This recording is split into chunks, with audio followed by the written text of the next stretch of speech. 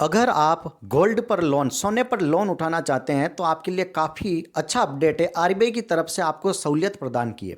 LTV value होती है, that is loan to value. मान लीजिए आपने 1 लाख रुपए का सोना लिया, तो अभी तक क्या होता था कि 70 से 75% ही आपको उसका अमाउंट लोन के लिए दिया जाता। मान लो 1 लाख रुपए की आपकी वैल्यू आई गोल्ड की, ऑर्नामेंट्स ज्वेलरी वगैरह की, तो 1 लाख रुपए का अगर आपने गोल्ड जमा कराया तो आपको 70 to 75,000 ही लोन मिल पाता था, 75,000 रुपये का लोन मिलता।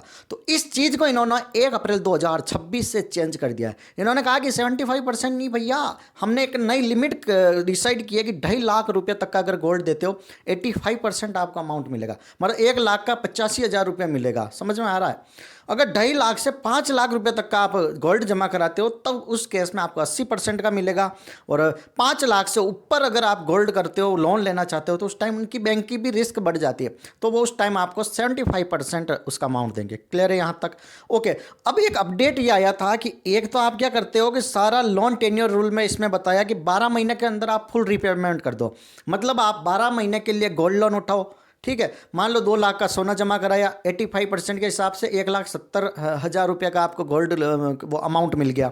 अब 12 महीने के मतलब 12वां जो महीना होगा, 12 मंथ के अंदर आपको पूरा जितना अमाउंट आपने लोन का उठाया प्लस उस पर जितना भी इंटरेस्ट होगा वो सबमिट करवा दीजिए। जैसे ही सबमिट करवाते हो फिर से आप चाहो तो नया लोन ले सकते हो। ये अपडेट है।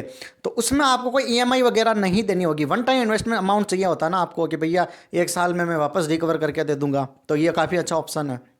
सेकंड होता है कि अगर आप 24 महीने 36 महीनों में जाना चाहते हो तो वहां पर loan to value LTV value में चेंजेस आ सकता है, कुछ ऊपर नीचे पॉइंट कर सकते हैं। सेकंड, वहां पर आपको मंथली ईएमआई, अब जितना ड्यूरेशन आप लोन का बढ़ाते हो ना, कभी भी देखना आप लॉस में जाते हो, आपके अमाउंट बढ़ता जाता है, पैसे चुकाते रहते हो, आपका दिवालिया निकलता ही नहीं है। तो लिमिटेड पीरियड के लिए ही लोन लेना चाहिए, वो काफ़ी बेनिफिशियल होता है। क्लियर है? तो आरबीआई ने कहा कि प्योर गोल्ड वैल्यू कंसीडर की जाएगी, मेकिंग चार्ज वगैरह को काउंट नहीं किया जाएगा, और 30 दिन की जो भी गोल्ड की प्राइस होगी उससे एवरेज वैल्यू निकाल के किया जाएगा।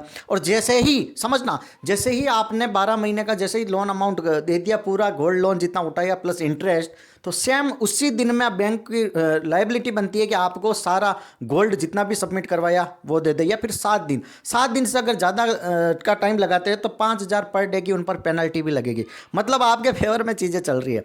तो मतलब जनता की सहूलियत के लिए काम करता है RBI, that is the reserve bank of India called bankers of bank.